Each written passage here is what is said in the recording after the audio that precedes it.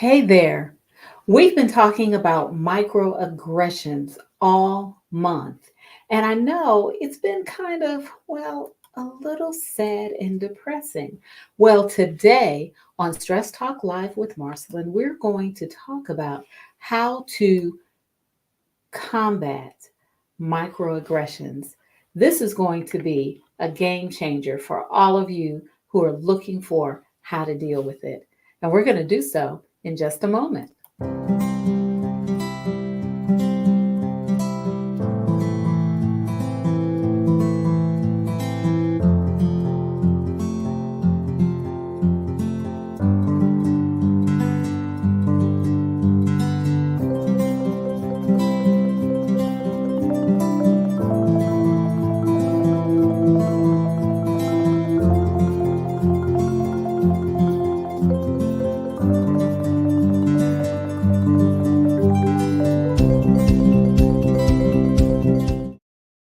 Hi there, Marcelin Bailey, and you have arrived at Stress Talk Live. This is the place where we help women over 40 to live healthier lives through strategic stress management and solution focused self care. Thank you for joining us this evening. We're going to get into our topic in just one moment, but as always, I want to invite you to like, follow, and subscribe to ML Bailey Consultants on Facebook, Instagram, and YouTube. Also, if you want to learn more about ML Bailey Consultants, just go to this link right here. That one right there. That has links to all sorts of things. My website, sign up the subscription page for my newsletter, which, by the way, I do have an announcement about that. It's going to come out before the end of the month. It's new and it's been revised. I'm going to begin sending them out at the near the end of the month so that I can recap what we talked about during the month, and then I can announce plans for the following month. Make sense? Makes sense to me. So we'll see. You always can give me feedback as to how you like it. So look for the newsletter to come out before the end of the month. And so, in order to subscribe, you need to go to this link, this one right there, that link. Go to that link. Okay. Then, as always, you can always go to our website, mlbaileyconsultants.com. Whew. I've had a whirlwind, a 2 week whirlwind. I've been in a 2 week whirlwind. So I'm going to try to have energy while we're going through this. And it is a more positive topic than the one that we've been sharing over the one that we've been sharing about microaggressions. This talking about microaggressions is very difficult because it is such a it's a hard topic. There's a lot of emotions attached to microaggressions, and people have a lot of feelings about it. Both ways. People who are the victims of microaggressions have a lot of feelings about it, as well as people who are perpetrators of microaggressions. They have feelings about it as well. Um, and they're totally opposite. But as I've been doing research, I've found um, something that makes sense to me, and I wanted to share it with you. These are things that have come out of studies about microaggression, as well as things that have come out of studies about microaggression. So I wanted to share that with you today. And our topic for today is simply why you should use why you should use I don't know, why you should use micro-affirmations to influence employee well-being. So I know you're probably like, micro-affirmations. Okay, so what is that? Well, I'm going to share with you what micro-affirmations are. But first, I want to review what microaggressions are. Because in order to understand micro-affirmations, we really need to understand what microaggressions are. So, just to review, I want to go over those quickly, and then we'll get into what micro affirmations are. So, when we're talking about microaggressions, as we've been going through our our discussion about it, what we've learned are that there are three different types of microaggressions. First, there's micro assaults, and these are those intentional and harmful offenses. These are the things that people say, the way they behave towards someone, the things that they do to other people that are based on gender, race, ethnicity, personal characteristics. They could also be based on a disability, a health status, someone's religion or faith, as well as someone's social class and income. Again, these are very intentional acts. These are very intentional statements. They are intentional behaviors that are offensive. There also the things that also fall under micro assaults are those symbols that are historically offensive. And we talked about the Nazi symbol that's offensive to Jewish people, and we know the reasons that they're offensive. We've talked about the Confederate flag, and we know why that the Confederate flag is offensive to people of color, particularly Black people. So micro assaults are the first, I'm not ordering them, are one type of microaggression. Another type of microaggression, as we've discussed over the month, are called micro insults. Now, micro insults are subtle. They tend to be subtle. Sometimes they are conveyed as jokes or offhanded comments. They may be backhanded comments, or backhanded compliments, whereby someone is saying, "Oh, you're okay, but you're different than the rest of them," in a backhanded way. And again, they are very subtle. Again, um, joking statements that um, are, convey stereotypes or biases. And they're also exclusionary. They exclude people. So you have micro assaults, you have micro insults, and then there are micro invalidations.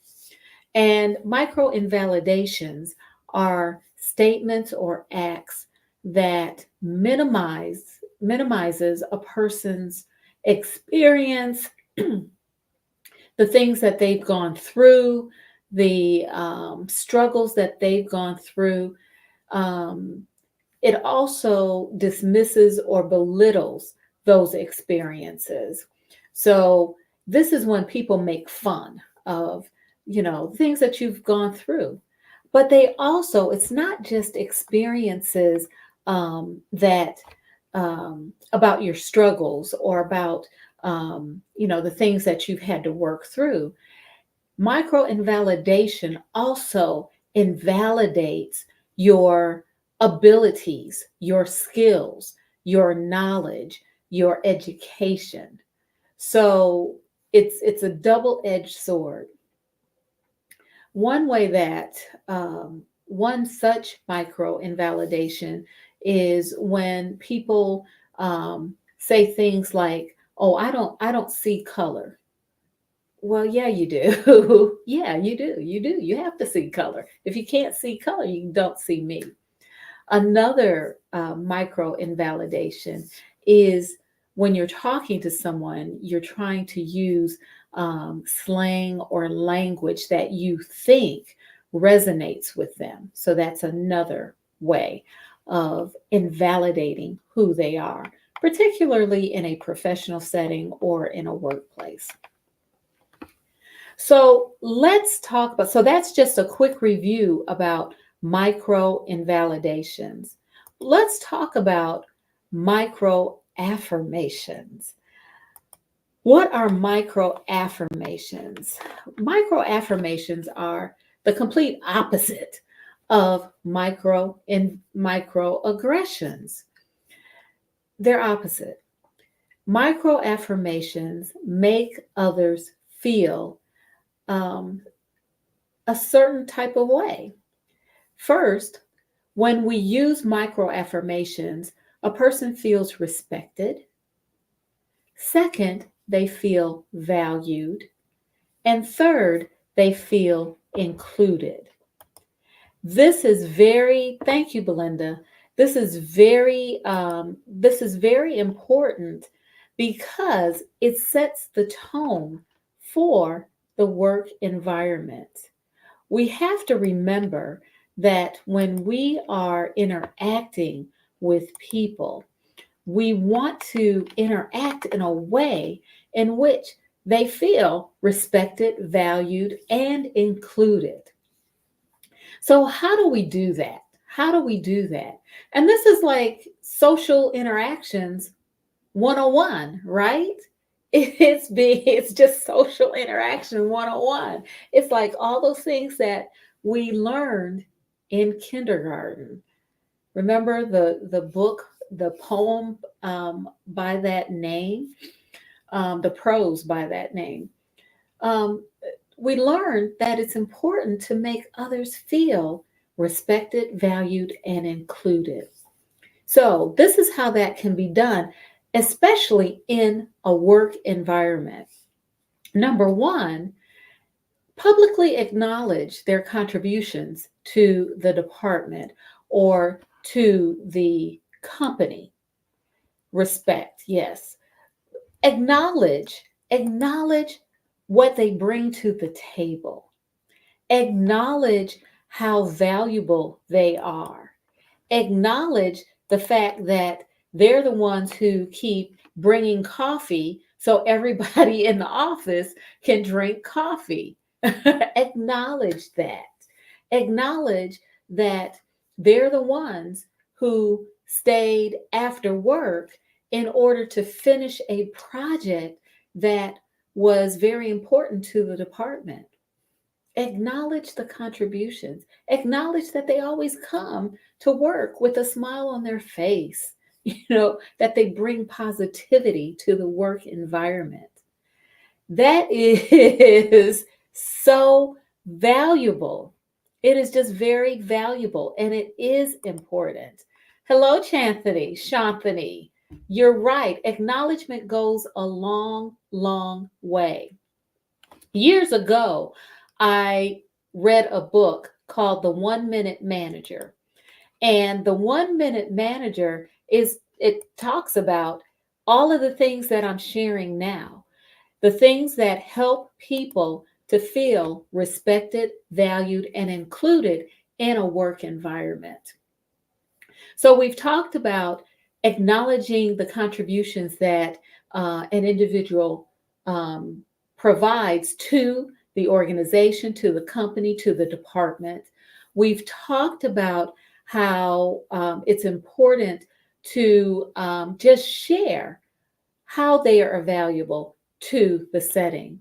Another way that we can make others feel respected, valued, or included is to actively listen to them. Active listening is a skill. We are so distracted by so many different things that, you can have a conversation with someone and you're looking off. You can look all over. You're looking at your watch, you're looking at your phone. But when we are actively listening to someone, we are looking them in their eyes, we are nodding our head, acknowledging that we hear the words, we repeat what they say, we repeat or paraphrase what they say so that they know that we are listening to them, we're acknowledging them. How much does that go? It goes very far in making a person feel respected, valued, and included. A third example of a micro affirmation that helps people feel respected, valued, and included, invite them to the social outings. Just invite them to come along. You're going to happy hour, invite them as well. And they may not be individuals or people that you speak to all, you socialize with, but what a wonderful way to get to know someone. Also, in the work setting, collaborate. Work on projects together. Work on situations together. That's a great way to get to know someone and get to know their strengths, the things they need to work on, as well as to get to know them personally. When we have a personal connection to someone, it changes the dynamic of the work situation. It's a valuable asset for the company. So, we're talking about micro affirmations. And before I go on, I want to just review quickly what we've discussed because we're going to we're going to finish up, but I'm going to talk about how you can do this.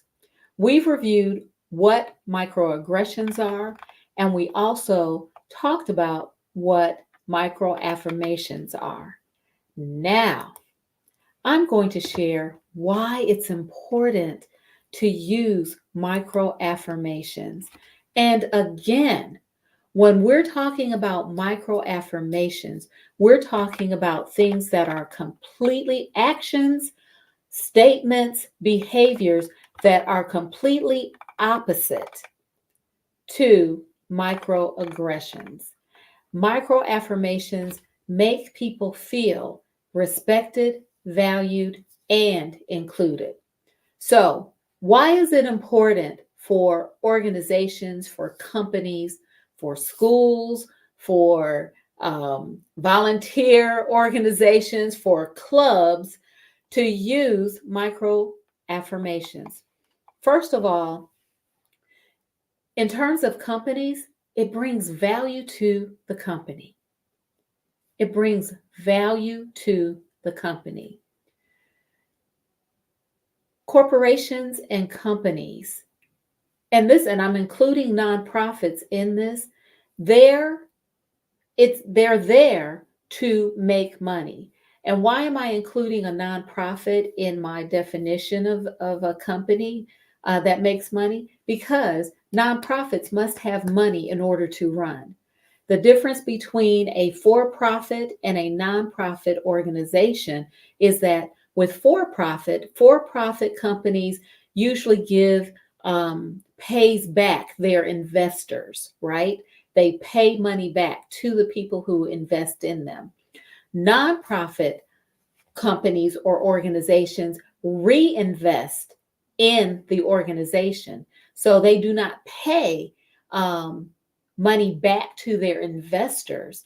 They pay it into the company or the nonprofit, and the investment that is made is is seen in the benefits to the community or to the target population. So that's the difference. However, my point is that micro affirmations bring value to the company. There was a study that was done by McKinsey, and they found that companies that have that fall into the top 25% in gender diversity. These are companies that are known to have a great deal of diversity as it relates to gender. Those companies out earn the bottom 25% of companies in gender diversity. They out earn those companies by 25%. So studies are showing that companies that have diversity out earn companies that do not. So, we're hearing so much these days about DEI, diversity, equity, and inclusion. And companies are multi-billionaires are saying we should get rid of it.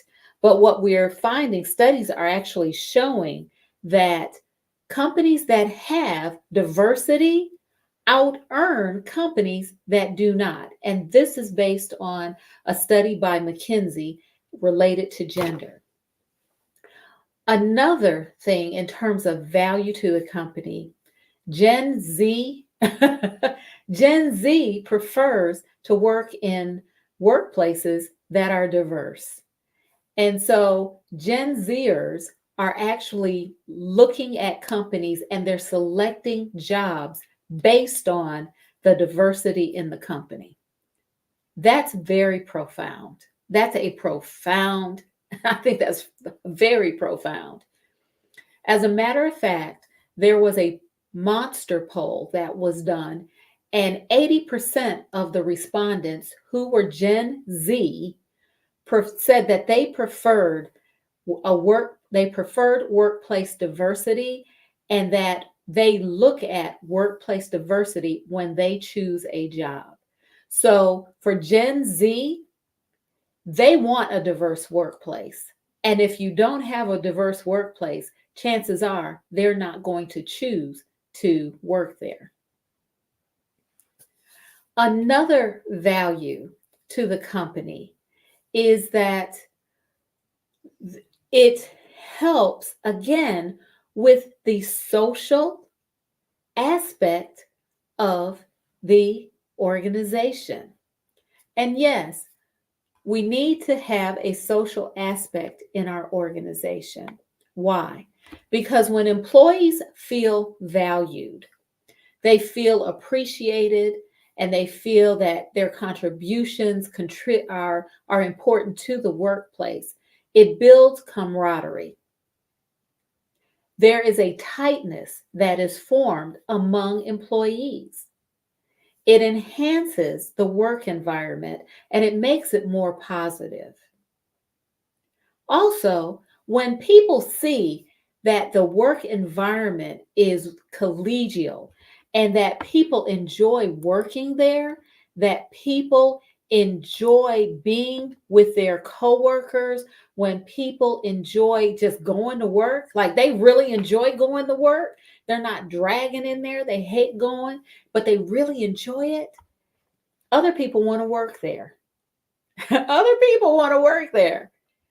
That's something that's very valuable to a company when other people want to work there because they see the environment and they see how people enjoy working for the organization. Years ago, there was a study that I read that actually said that people do not always work in a place because of the money. People work in a place because of the responsiveness of the management, as well as the positivity that's in the environment. The people who work there feel what? They feel respected, valued, and included. And that builds camaraderie. It enhances a positive environment, and they enjoy going to work. Last but not least, when we use micro affirmations and when we have diversity and we have diversity. I'm laughing because of what you said, Belinda. That's so true about Gen Z. It is, isn't it? That's an interesting group of people. Very interesting group of people. But I'm sorry. So when we're talking about the impact that um, micro affirmations make in a workplace, and when we're talking about diversity in the workplace, because micro affirmations are important in a diverse workplace because they counterbalance microaggressions, right? It's like being assertive towards something that is so negative. But the positive impact in the workplace, there's greater satisfaction that a person feels in their work role. They have a purpose and they embrace their purpose. They also have more confidence performing their work tasks. So the company, yes, has benefits from diversity and the use and encouraging the use of micro affirmations. And then finally, the work environment sees success because it is productive. When we are at each other, when we're not working well together, when people are aggressive and there's negativity in the environment, the company suffers. Productivity declines, and success is hard to get to. But when we approach diversity in a more positive and affirming way, particularly using micro affirmations, individuals have greater satisfaction, they feel more confident, and the work environment itself is more productive and it's highly successful. So there you have it. There you have it. We have been talking about microaggressions all month, but today I wanted to share with you why you should use micro affirmations to influence employee well-being. We talked about what are microaggressions, we talked about what are micro affirmations, and we also talked about why you should use micro affirmations, why you should encourage micro affirmations in your company or organization. And we shared the benefits of using them. Well, that's all for now. I'm so glad you joined me today. Next month, we're going to be focusing on anger and how anger increases stress levels and what we can do about that. But for now, enjoy your Sunday. I'm Marcyline Bailey. Take good care.